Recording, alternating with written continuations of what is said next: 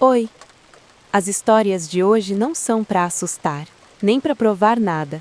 São relatos de pessoas comuns que passaram por perdas reais e viveram situações que não conseguem explicar completamente. Escute com calma, no seu tempo. Agora, vamos ao primeiro relato. Deixa o like e se inscreve no canal. Meu nome é André, tenho 41 anos hoje. Essa história começou quando eu tinha 34, no ano em que perdi meu avô, Joaquim.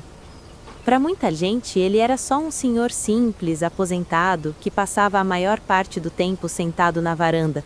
Para mim, ele foi a figura mais constante da minha vida. Meus pais se separaram cedo, e foi na casa dele que eu praticamente cresci. Era ele quem me acordava para ir à escola, quem fazia meu café, quem me esperava chegar. Eu não lembro de um dia da minha infância em que ele não estivesse presente de alguma forma. Meu avô tinha hábitos muito fixos. Acordava sempre às 5:30 da manhã, mesmo depois de aposentado. Fazia café forte, colocava no mesmo copo esmaltado azul, sentava na mesma cadeira da varanda e ficava observando a rua acordar. Eu costumava sentar com ele quando era mais novo. Não falávamos muito, ele nunca foi de grandes conversas, mas a presença dele era suficiente, era um silêncio confortável. Com o passar dos anos, eu cresci, comecei a trabalhar, me casei, mas continuei indo à casa dele quase todos os dias. Mesmo quando eu estava cansado, passava lá nem que fosse por 10 minutos. Aquilo fazia parte da minha rotina tanto quanto escovar os dentes. Quando ele começou a adoecer, foi de forma lenta. Primeiro, esquecimento. Depois, cansaço. Depois, dores. O diagnóstico veio como um golpe seco. Insuficiência cardíaca avançada. Os médicos foram claros. Não era algo que ia melhorar. Era algo que iria piorar. Eu acompanhei tudo de perto. Consultas, exames, internações rápidas. Meu avô foi ficando mais quieto. Aquele homem que sempre parecia firme começou a se perder dentro do próprio corpo. Mesmo assim, ele mantinha os hábitos. Fazia questão de acordar cedo, mesmo quando mal conseguia ficar em pé. Na última internação, ele ficou no hospital por quase 3 semanas. Eu ia todos os dias depois do trabalho. Ficava sentado ao lado da cama, segurava a mão dele, contava coisas banais, só para preencher o silêncio. Ele me escutava, mas raramente respondia. Às vezes só apertava minha mão. No último dia em que o vi vivo, ele estava muito fraco. A respiração era pesada, os olhos quase sempre fechados. Fiquei ali por cerca de meia hora. Eu queria dizer muita coisa, mas não conseguia organizar nada. Achei que ainda teria tempo. Dei um beijo na testa dele, disse que voltaria no dia seguinte. Ele morreu naquela madrugada. Quando recebi a ligação, senti como se o chão tivesse desaparecido. Não chorei na hora, apenas fiquei sentado na cama olhando para o nada. A ficha só caiu no velório. Ver o corpo dele ali, imóvel, foi como perceber que algo essencial tinha sido arrancado da minha vida. Depois do enterro, comecei a sentir um vazio que não sabia explicar. Não era só saudade, era como se algo tivesse fora do lugar. Continuei indo à casa dele nos primeiros dias, ajudando minha avó a organizar as coisas. A casa parecia estranhamente silenciosa, mesmo com gente dentro. Na primeira semana, comecei a perceber pequenos detalhes. Nada escandaloso, nada que desse para apontar e dizer: isso é algo sobrenatural. Eram coisas simples demais. A cadeira da varanda, por exemplo, mesmo vazia, parecia ocupada. Eu evitava olhar diretamente para ela. Sentia um incômodo estranho, como se estivesse invadindo um espaço que ainda pertencia a alguém. Algumas manhãs, quando eu chegava cedo, o cheiro de café estava no ar. Minha avó jurava que não tinha feito. Eu não comentava nada. Preferia aguardar aquilo só para mim. Com o passar das semanas, comecei a sonhar com ele.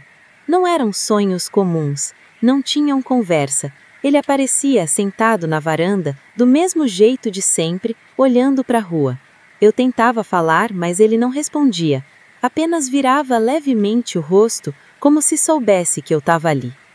Os sonhos começaram a se repetir, sempre o mesmo cenário, sempre o mesmo silêncio. Foi cerca de um mês depois da morte dele que algo diferente aconteceu. Eu estava na casa da minha avó, sozinho, organizando algumas caixas no quarto dele. Encontrei objetos antigos, roupas, documentos. Em uma das gavetas, achei um relógio de pulso que ele usava sempre. Peguei, limpei a poeira e coloquei no bolso. Quando saí do quarto, passei pela varanda. A cadeira estava levemente balançando, como se alguém tivesse acabado de se levantar. Não havia vento. Naquela noite, quando cheguei em casa, coloquei o relógio sobre a mesa. Ele não funcionava havia anos. Mesmo assim, acordei de madrugada com um som ritmado. Tic-tac, tic-tac. O relógio estava funcionando. No dia seguinte, ele havia parado novamente. Esses episódios começaram a se repetir, sempre discretos, sempre possíveis de serem ignorados, mas no fundo eu sabia que havia algo ali. O mais estranho começou alguns meses depois, quando meu filho, Lucas, de 6 anos, passou a falar do bisavô. Não de forma saudosa, de forma cotidiana. Dizia coisas como: "O biso gosta dessa cadeira", ou "O biso não senta mais aí". Um dia eu perguntei o que ele queria dizer. Lucas respondeu com naturalidade: "Ele vem aqui cedo, igual antes". Eu senti um frio imediato. Nunca falei com meu filho sobre os hábitos do meu avô. As falas de Lucas continuaram.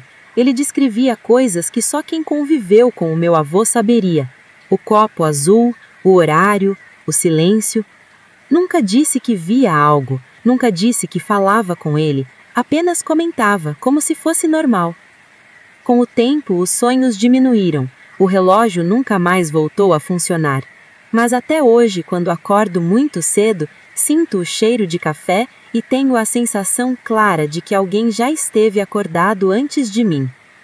Não sei se meu avô tentou se despedir, não sei se a memória cria presenças para não enlouquecermos, só sei que algumas pessoas não vão embora por completo, elas apenas mudam a forma de ficar. Esse relato foi contado da forma mais fiel possível, sem dramatização, sem efeitos, apenas como aconteceu comigo. Próximo relato. Esse relato foi enviado por um inscrito chamado Eduardo. Ele mora em Campinas, interior de São Paulo, e decidiu contar o que viveu depois de perder a esposa. Meu nome é Eduardo, tenho 41 anos e moro em Campinas, interior de São Paulo. Eu nunca fui de acreditar muito nessas coisas, sempre fui mais pé no chão, mais lógico. Tudo começou depois que perdi minha esposa, a Renata. Nós ficamos juntos por 12 anos. Ela morreu em um acidente de carro, numa noite de chuva, voltando do trabalho. A ligação da polícia veio às 22h48. Esse horário ficou marcado para mim. Os dias depois do enterro passam meio confusos. As pessoas aparecem, falam, tentam ajudar, mas você não absorve quase nada.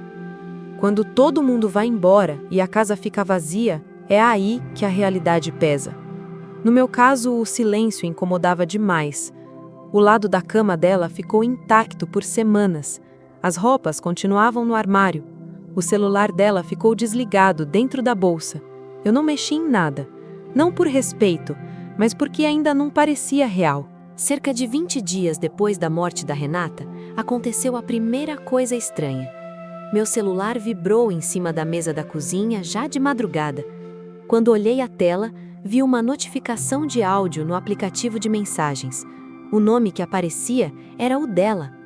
Na hora, pensei que fosse algum erro, talvez um áudio antigo, alguma falha do aplicativo. Mas a data era daquele momento, e o celular dela continuava desligado. Eu fiquei alguns minutos olhando para a tela antes de apertar o play. No dia seguinte, tentei encontrar alguma explicação lógica. Fui até a operadora, mostrei o celular, expliquei a situação. Ninguém soube dizer exatamente o que poderia ter acontecido. Falaram em erro de sistema, falha no servidor, coisas assim. Saí de lá mais confuso do que aliviado. 2 dias depois, outro áudio chegou.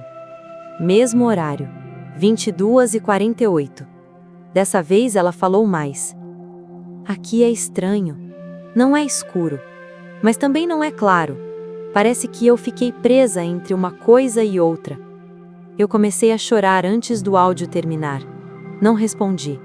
Não naquela noite.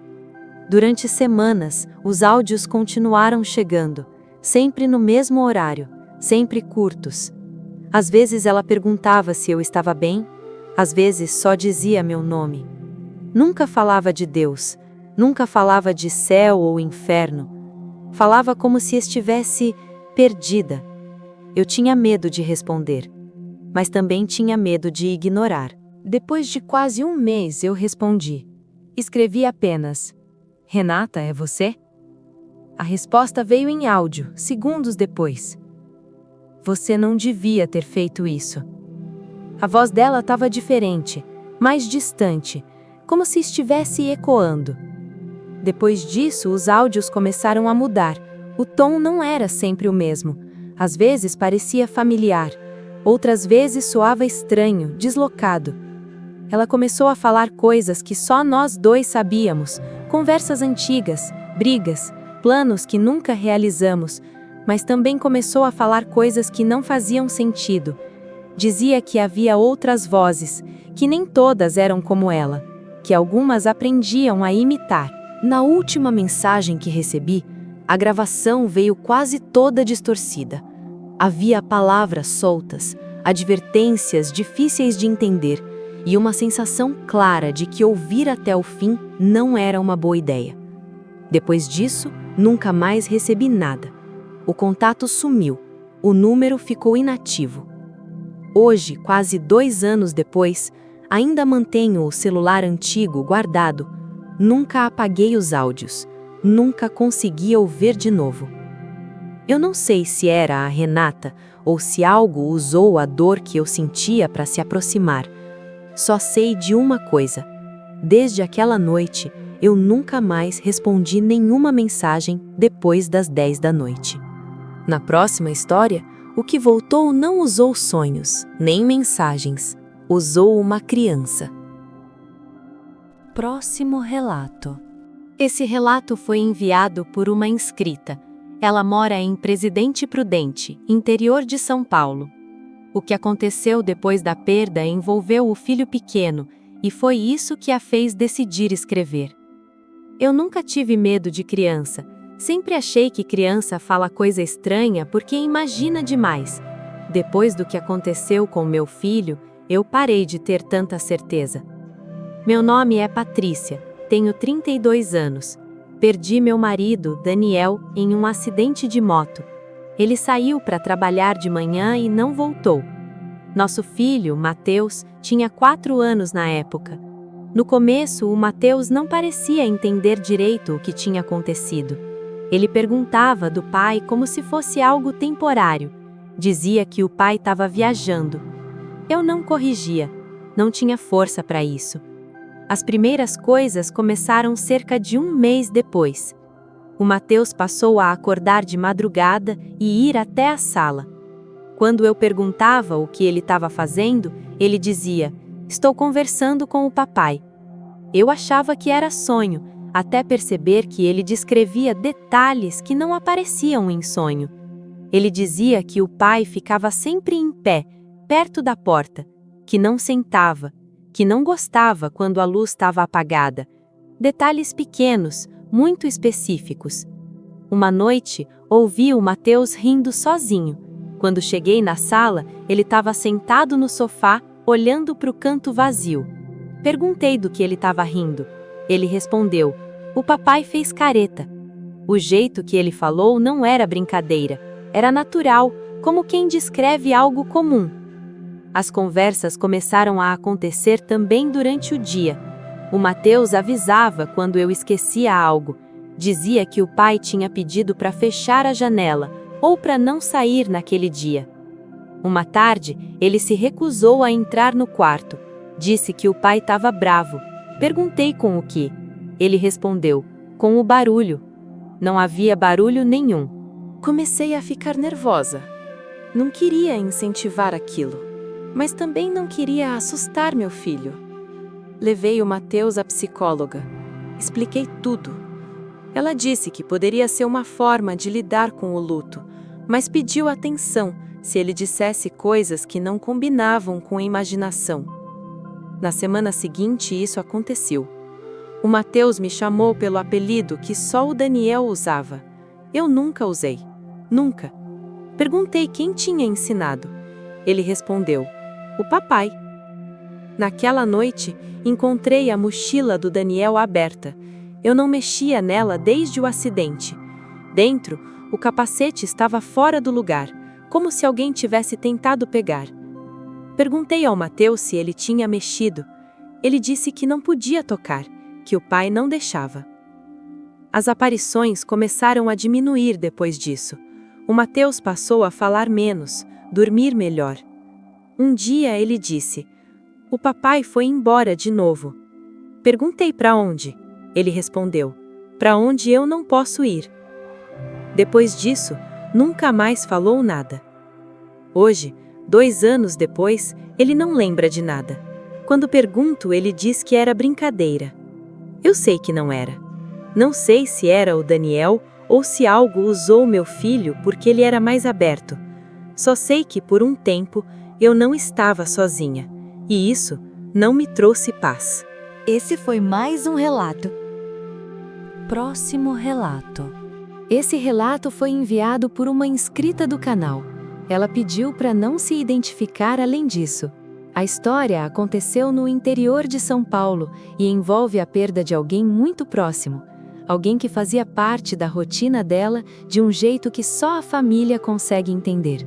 Eu sempre fui mais ligada ao meu tio do que a qualquer outra pessoa da família. O nome dele era Carlos. Para todo mundo, ele era só o tio brincalhão que aparecia nos almoços de domingo. Para mim, ele era quase um segundo pai. Meu pai trabalhava fora a maior parte do tempo, e foi o meu tio que acabou ocupando esse espaço sem nunca dizer que estava fazendo isso. Ele me buscava na escola quando podia, me ensinou a andar de bicicleta. Era com ele que eu conversava quando brigava com a minha mãe. Quando fiquei mais velha, era para ele que eu ligava quando não sabia o que fazer da vida. A gente tinha uma rotina simples. Toda quarta-feira, eu passava na casa dele depois do trabalho. A gente tomava café, ele reclamava do preço das coisas, eu reclamava do cansaço. Nada demais, era só convivência. Até o dia em que ele ficou doente. No começo, ninguém levou tão a sério. Cansaço, idade. Depois vieram os exames, e com eles, o silêncio. O câncer já estava avançado. As visitas ao hospital começaram a fazer parte da rotina. Eu fui nas primeiras, mas cada vez que eu saía de lá, sentia que perdia um pouco dele. Meu tio foi mudando rápido, o corpo, a voz, o jeito. Aquele homem que sempre foi grande para mim começou a encolher na cama. Eu comecei a inventar desculpas. Trabalho, cansaço, trânsito. A verdade é que eu não tinha coragem de vê-lo daquele jeito. Não queria que aquela imagem fosse a última. Eu dizia para mim mesma que iria depois, que ainda tinha tempo. Na última semana, minha mãe me ligou todos os dias. Dizia que ele perguntava por mim. Eu dizia que iria no dia seguinte, sempre no dia seguinte. Na manhã em que ele morreu, eu estava no ônibus, indo trabalhar. Recebi a mensagem da minha mãe dizendo que ele tinha partido durante a madrugada. Senti um vazio imediato. Mas o pior veio depois. A culpa. Eu não tinha me despedido. No velório, eu não consegui chegar perto do caixão. Fiquei no fundo da sala, olhando de longe. Era como se eu me aproximasse, tivesse que aceitar tudo de uma vez. Depois do enterro, tentei voltar à rotina, mas algo ficou mal resolvido dentro de mim. Nos primeiros dias eu sonhava com ele, sempre o mesmo sonho, ele sentado na cadeira da cozinha tomando café como sempre fez. Ele não falava nada, só me olhava. Eu acordava com a sensação de que tinha esquecido algo importante. Com o tempo, os sonhos pararam, mas outras coisas começaram. Às quartas-feiras, no mesmo horário em que eu costumava ir à casa dele, o telefone tocava. Quando eu atendia, a ligação caía, sempre. Uma noite cheguei em casa e encontrei a cafeteira ligada. Eu morava sozinha, tinha certeza de que tinha desligado tudo. O cheiro de café era forte, igual ao da casa dele. Comecei a evitar pensar nisso, até o dia em que encontrei um bilhete na minha bolsa. Um papel simples, com a minha letra, mas eu não lembrava de ter escrito. Estava escrito: "Não precisa ter medo." Eu sentei no chão e chorei. Não senti pânico, senti vergonha, como se ele tivesse percebido a minha covardia. Naquela noite, falei em voz alta que sentia muito, que não tinha conseguido ir, que não queria que ele achasse que eu não me importava. Não pedi resposta, só falei. No dia seguinte, os sinais pararam. Nunca mais sonhei, nunca mais senti cheiro de café. As ligações cessaram. Hoje, anos depois, eu ainda penso nele toda quarta-feira. Não sei se foi o meu tio tentando se despedir ou se a culpa cria formas de falar com a gente. Só sei que de alguma forma eu consegui dizer o que precisava, mesmo que tenha sido tarde demais. Próximo relato. Eu perdi minha mãe, Maria Helena, aos 62 anos, no dia 18 de agosto de 2021. Até hoje, quando falo essa data em voz alta, parece que estou falando da vida de outra pessoa. Ela saiu de casa naquela manhã, como fazia todos os dias. Disse que voltaria cedo. Não havia clima de despedida, nem pressentimento, nem palavras diferentes. Era só mais um dia comum. À noite, o telefone tocou. Hospital. Mal súbito. Tentativas de reanimação. Quando cheguei lá, já não havia mais nada a ser feito. O que mais me marcou não foi ver o corpo, foi voltar para casa depois.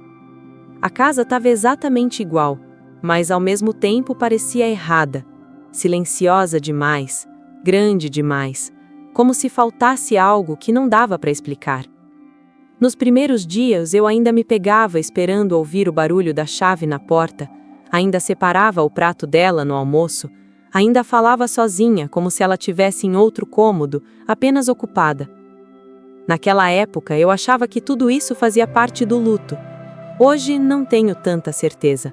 A casa muda quando alguém morre dentro da sua vida. Não é algo visível, é algo que você sente. O ar fica mais pesado, os sons ficam estranhos, objetos parecem fora do lugar mesmo sem terem sido movidos. Na primeira semana, comecei a ouvir passos à noite. Passos leves, arrastados, exatamente como os dela. Eu dizia para mim mesmo que era o luto, que minha mente estava tentando preencher o vazio, tentando se agarrar a qualquer coisa que lembrasse que ela ainda estava ali. Mas o luto não acende luz. O luto não abre portas devagar no meio da madrugada. E definitivamente, o luto não sussurra seu nome quando a casa está completamente em silêncio. Aconteceu cerca de 10 dias depois da morte dela. Acordei de madrugada com o som do interruptor do corredor. Clique. A luz acendeu sozinha. Fiquei deitada sem coragem de levantar, com o coração batendo tão forte que parecia ecoar no quarto inteiro. Foi então que senti o cheiro, o perfume da minha mãe, exatamente o mesmo que ela usava todos os dias. Não era fraco nem distante, era como se alguém tivesse acabado de passar por mim, como se ela ainda estivesse ali, atravessando o corredor no escuro. Naquele momento, eu chorei. Não de medo, de saudade. Alguns dias depois, algo aconteceu que mudou completamente a forma como eu enxergava tudo. Eu estava sentada na sala, com a televisão desligada, apenas encarando o reflexo escuro da tela, quando ouvi meu nome. Carla! Baixo, calmo. Era a voz da minha mãe, Maria Helena. Não vinha de um ponto específico da casa. Era como se o som estivesse espalhado pelo ambiente inteiro. Meu corpo gelou na mesma hora. Demorei alguns segundos para responder, mas respondi. E naquele instante, tive a sensação clara de que algo tinha sido permitido, como se, ao dizer qualquer coisa, eu tivesse aberto uma porta que nunca mais poderia ser fechada. Depois disso, sonhos começaram. Mas não eram sonhos comuns. Eu acordava cansada, como se tivesse passado a noite inteira conversando. Nos sonhos, minha mãe aparecia sentada à mesa da cozinha, do jeito que costumava ficar. Ela quase nunca me olhava diretamente. Falava pouco, em frases curtas, sempre as mesmas. Eu não fui embora. Ainda não. Tem coisas que precisam ser resolvidas. E todas as vezes, sem exceção, eu acordava exatamente às 3h17 da manhã.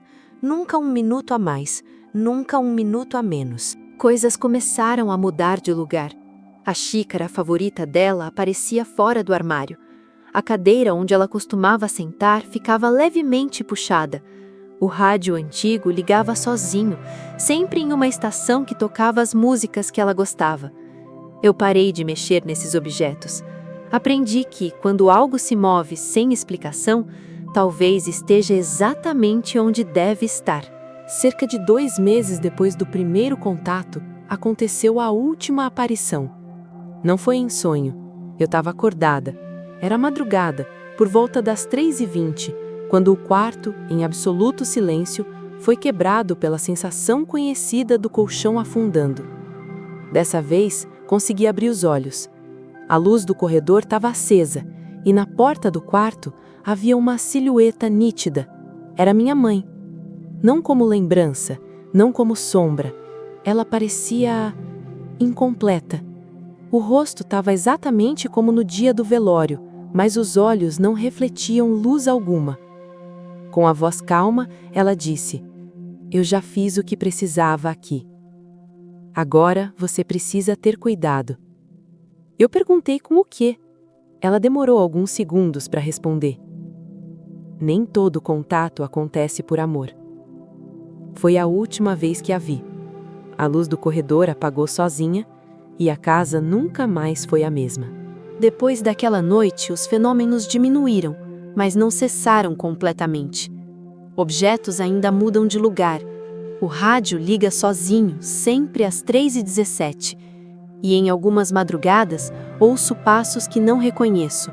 Não são os dela. Desde então, passei a acreditar que nem toda presença que responde é quem amamos. Aprendi isso tarde demais. O amor pode abrir portas, mas nem sempre é ele que responde do outro lado. Esse foi o relato da Carla.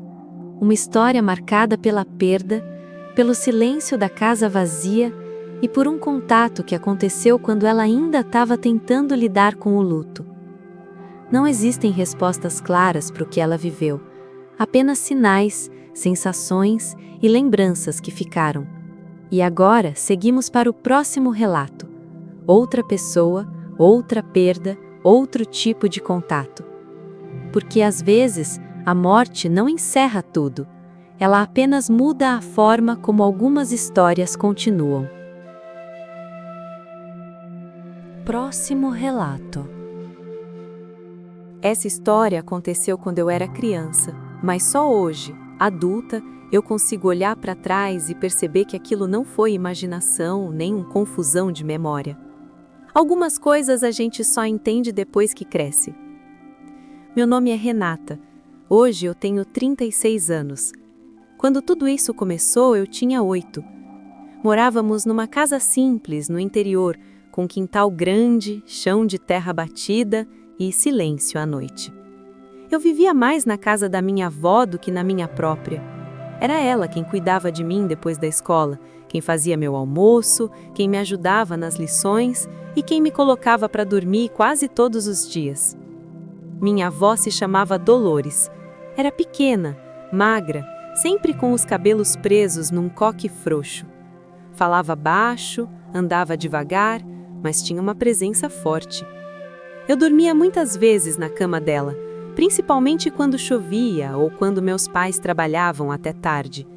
Ela passava a mão no meu cabelo até eu dormir. Aquilo me acalmava de um jeito que nunca mais senti igual. Quando minha avó adoeceu, ninguém me explicou direito. Diziam só que ela estava cansada. Depois disseram que ela precisava ficar mais na cama. Eu continuava indo para lá todos os dias. Brincava no quintal, desenhava na mesa da cozinha, ouvia o rádio baixo enquanto ela descansava. Eu lembro claramente do dia em que não me deixaram entrar no quarto dela. Disseram que ela precisava dormir. Achei estranho, porque ela sempre queria que eu entrasse. Fiquei sentada no sofá, esperando. Em algum momento, senti aquele cheiro de sabonete que ela usava. Era um cheiro doce, de erva doce. Até hoje eu reconheceria. Minha avó morreu numa madrugada. Eu estava dormindo na minha casa. No dia seguinte, acordei com adultos falando baixo, chorando na cozinha. Não me deixaram ir ao velório. Disseram que era melhor eu não ver. Eu aceitei, mas algo dentro de mim ficou mal resolvido. Depois disso, continuei indo à casa dela por hábito.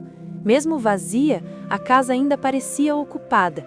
Eu sentava na mesma cadeira, brincava no mesmo quintal. Às vezes eu tinha a sensação clara de que alguém estava comigo. Não dava medo, era familiar. Comecei a perceber pequenas coisas. A porta da cozinha, que eu tinha certeza de ter fechado, aparecia aberta. O rádio ligava sozinho, bem baixinho. E algumas noites, quando eu dormia lá com meus pais, sentia a mão passando no meu cabelo. Eu nunca contei isso a ninguém na época. Para mim era normal. Criança não questiona muito o que traz conforto. Com o passar dos meses, comecei a conversar sozinha antes de dormir. Falava como se minha avó estivesse ali. Contava da escola, das brigas com colegas, das coisas que me deixavam triste. Sempre depois dessas conversas, eu dormia rápido. Um episódio ficou muito marcado. Eu estava desenhando na mesa da cozinha quando ouvi claramente alguém me chamar pelo apelido que só minha avó usava. Olhei para o corredor, não vi ninguém. Mesmo assim, respondi. Não senti medo, senti saudade. Isso durou anos, não de forma constante, mas em momentos específicos, sempre em silêncio, sempre em gestos pequenos. Quando cresci um pouco mais, parei de ir tanto àquela casa. A vida mudou, escola nova, amigos, responsabilidades. As sensações foram ficando raras. Hoje, adulta, morando em outra cidade, ainda existem momentos em que sinto o mesmo cheiro de sabonete, normalmente quando estou cansada ou triste. Não acontece sempre, mas quando acontece é como se eu tivesse 8 anos de novo. Eu não sei dizer se minha avó ficou comigo por um tempo ou se minha mente de criança criou tudo isso para lidar com a perda. Só sei que aquilo me ajudou a crescer sem medo. Essa é a minha história, contada do jeito mais fiel que eu consigo lembrar. Próximo relato. Eu demorei muitos anos para aceitar que essa história precisava ser contada. Não porque ela seja extraordinária, mas porque foi a perda mais silenciosa da minha vida. Não teve despedida, não teve última conversa consciente, não teve explicação suficiente para aliviar quem ficou. Meu nome é Helena, tenho 44 anos. Quando tudo aconteceu, eu tinha 27 e estava vivendo sozinha pela primeira vez. Tinha acabado de me mudar para um apartamento antigo no centro da cidade. O prédio era velho, com corredores longos, paredes grossas e um silêncio que incomodava principalmente à noite. Durante o dia, o barulho da rua escondia isso, mas de madrugada tudo parecia amplificado. Minha irmã mais velha se chamava Patrícia. Ela sempre foi a referência da família. Era organizada, responsável, prática. Enquanto eu era mais indecisa, ela parecia sempre saber o que fazer. Desde pequenas, foi ela quem me protegeu. Quando nossos pais brigavam, era para o quarto dela que eu ia. Quando tive meus primeiros problemas adultos, era para ela que eu ligava. Quando Patrícia engravidou, a família inteira se aproximou ainda mais. Era a primeira neta, a primeira sobrinha. Ela estava com 8 meses de gestação quando morreu. Fazia o pré-natal direitinho, seguia todas as orientações médicas. Reclamava apenas do cansaço normal do fim da gravidez, das pernas inchadas, da dificuldade para dormir. Naquela semana eu falei com ela quase todos os dias. Ela dizia que sentia o bebê se mexer muito à noite. Brincava dizendo que a filha puxaria o lado inquieto da família. Não havia preocupação real, nenhum aviso. Na noite em que tudo aconteceu, Falamos por telefone por volta das 10. Conversa curta. Ela disse que estava cansada, que ia deitar cedo, que ligaria no dia seguinte. Eu desliguei achando que aquela era apenas mais uma conversa comum. Patrícia morreu dormindo naquela madrugada. Uma embolia amniótica, segundo os médicos. Algo raro, rápido e quase impossível de prever. O bebê também não resistiu. Quando recebi a ligação, ainda estava escuro. Lembro de olhar para o relógio e não conseguir entender as horas. Minha mãe chorava do outro lado da linha, tentando falar, mas sem conseguir completar frases. Eu não gritei, não chorei naquele momento. Apenas sentei no chão da sala e fiquei ali, encostada no sofá, tentando respirar. A sensação era de que o ar tinha ficado pesado demais. O velório foi no mesmo dia, o caixão fechado. Não nos deixaram ver nada, disseram que era melhor assim. O ambiente era pesado, silencioso, com pessoas falando baixo como se qualquer som mais alto pudesse quebrar algo. Eu observava tudo como se estivesse fora do meu próprio corpo. Depois do enterro, voltei para o apartamento sozinha. Achei que precisava desse silêncio para entender o que tinha acontecido. Foi um erro. Nos primeiros dias, o luto se manifestou de forma prática. Eu esquecia coisas no fogo, perdia compromissos, acordava achando que precisava ligar para ela. Pegava o celular, lembrava, colocava de volta. Esse ciclo se repetia várias vezes ao dia. Cerca de uma semana depois, começaram os primeiros episódios estranhos, sempre à noite, sempre quando o prédio estava completamente silencioso. Eu ouvia passos leves no corredor do apartamento, como se alguém andasse devagar, com cuidado. Achei que fosse o vizinho de cima, o prédio antigo ou encanamento, ignorei. Até ouvir o choro. Era um som baixo, irregular, distante, mas inconfundível. Choro de bebê. Não era contínuo, era como se fosse contido, fraco, cansado. Levantei da cama com o coração acelerado, percorri o apartamento inteiro, acendi todas as luzes. O som cessou imediatamente. Isso não aconteceu só uma vez. Voltou em outras noites, sempre por volta das 3 da manhã. Nunca durante o dia, nunca com testemunhas. Eu comecei a temer o horário. Dormia mal, deixava a televisão ligada para quebrar o silêncio. Ainda assim, às vezes acordava com a sensação de que alguém estava no apartamento comigo. Meses depois, decidi me mudar. Achei que aquele lugar estava associado demais à perda. O novo apartamento era mais moderno, claro, em outro bairro. Por um tempo funcionou. Até a noite em que acordei com a sensação clara de que alguém estava sentado na beira da minha cama. Não havia peso visível, mas o colchão parecia levemente pressionado. Meu corpo inteiro travou. Senti uma mão tocar meu braço. O toque não era frio nem quente, era neutro, familiar. Em seguida, ouvi o choro, muito perto, não alto, não desesperado, apenas presente. Eu chorei em silêncio, não por medo, mas por um cansaço profundo, como se algo dentro de mim tivesse sido pressionado por tempo demais. Depois dessa noite, o choro nunca mais voltou, nunca mais senti a presença, nunca mais ouvi passos. Hoje, tantos anos depois, eu evito dar explicações definitivas. Não sei se foi minha irmã, não sei se foi algo ligado à criança que ela não chegou a conhecer, não sei se foi apenas a forma que minha mente encontrou para suportar uma perda muito grande. Só sei que depois que cessou, o silêncio nunca mais foi o mesmo. Ele passou a ter peso. Essa é minha história, contada do jeito mais fiel que eu consigo lembrar. Esses foram os relatos de hoje. Histórias de perda, silêncio e coisas que nem sempre têm explicação. Obrigado por estar aqui.